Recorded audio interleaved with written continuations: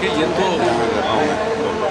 विपक्ष को विधेयकों पर चर्चा में हिस्सा लेना चाहिए और प्रारंभ से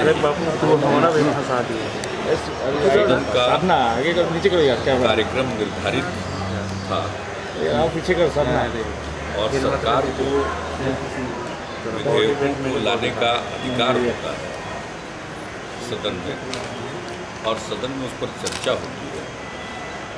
यही परिपाटी है और यही नियम है। तो चर्चा में सबको हिस्सा लेना चाहिए, क्योंकि सारे विधेयक राज्य हित में हैं। और कल 4 विधेयकों पर चर्चा हुई, आज 12 विधेयक पर चर्चा करनी चाहिए। वैसे विपक्ष को सदन से बहिष्कार करने का हमेशा अधिकार है। यह एक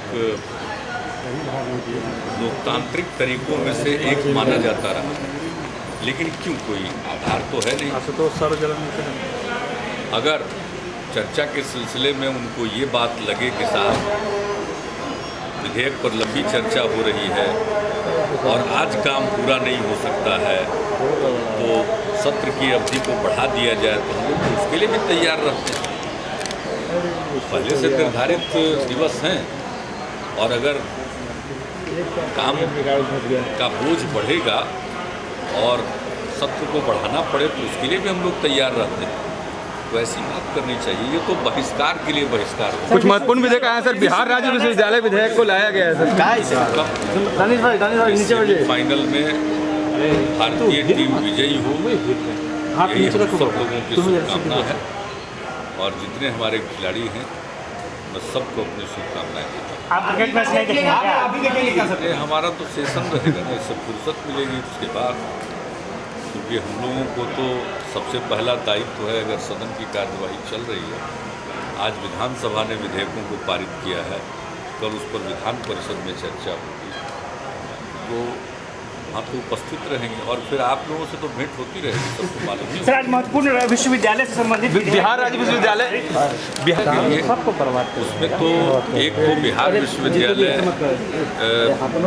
संशोधन विधेयक है, उसका मकसद है कि अगर सरकार चाहे तो और विश्वविद्यालय स्थापित कर सकते हैं, उसके लिए कोई नया अधिनियम बनाने की जरूरत न पड़े। जो वर्तमान बिहार विश्वविद्यालय का अधिनियम है, उसके अंतर्गत ही अब ये प्रावधान कर दिया गया है कि अगर नए विश्वविद्यालय खोलने हों तो उसके लिए नया अधिनियम लाने की ज़रूरत न हो। जैसे हम लोगों ने कुछ विश्वविद्यालयों की स्थापना की तो उसके लिए अधिनियम लाया, आर्यभट्ट ज्ञान विश्वविद्यालय के लिए जैसे। तो अधिनियम लाने का भी विकल्प खुला रहेगा, और बिहार विश्वविद्यालय अधिनियम के अंतर्गत भी अगर सरकार चाहे तो नए विश्वविद्यालयों का सृजन कर सकती है, गठन कर सकती है। तो इससे किसको एतराज़ हो सकता है? हमारे यहाँ और विश्वविद्यालय ज़रूरत पड़ने पर खोले जाए, इस तरह से उसमें कई प्रावधान हैं।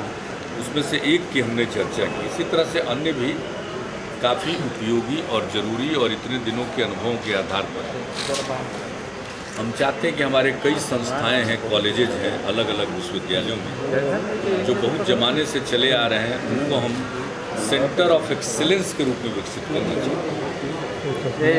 तो इस तरह का काम हम उच्च शिक्षा के क्षेत्र में करना चाहते हैं। आप जानते हैं, नई पीढ़ी को जो आधुनिक जो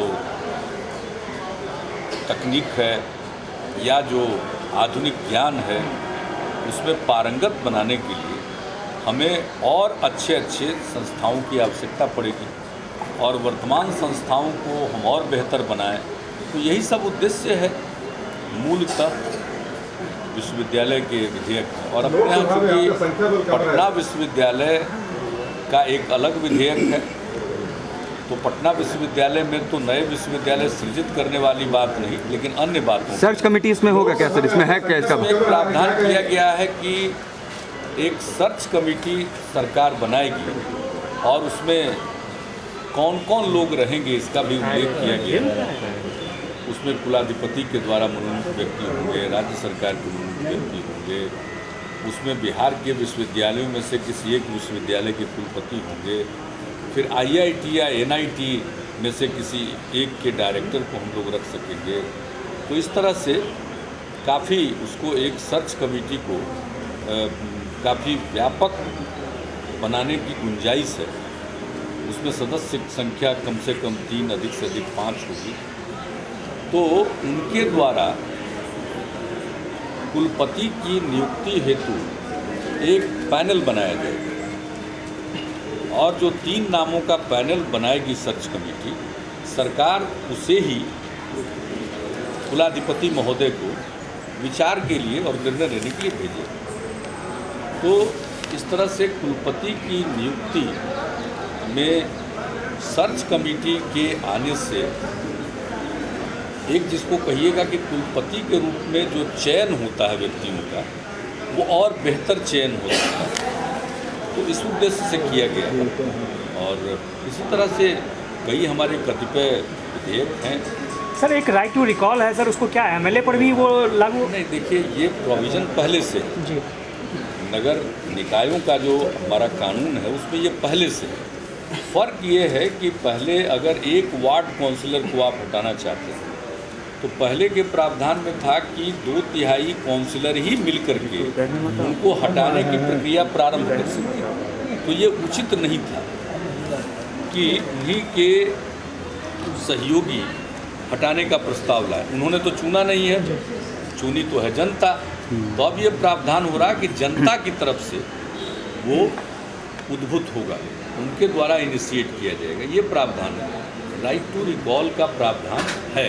आपने राइट टू रिकॉल के बारे में कहा जाता है कि ये संसद और विधानमंडलों पर भी लागू किया जाए। तो हम लोग जिस आंदोलन की उपज हैं, जेपी के नेतृत्व में जो आंदोलन हुआ 74 में 75 में, तो उसकी एक मांग थी कि प्रतिनिधि वापसी का अधिकार होना चाहिए।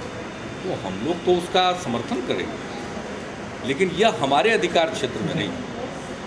ये एक राष्ट्रीय मसला है और ये संसद के अधिकार क्षेत्र का मसला है। लेकिन अगर इस पर कोई विचार विमर्श होगा तो हमारा रुख उसमें सकारात्मक होगा।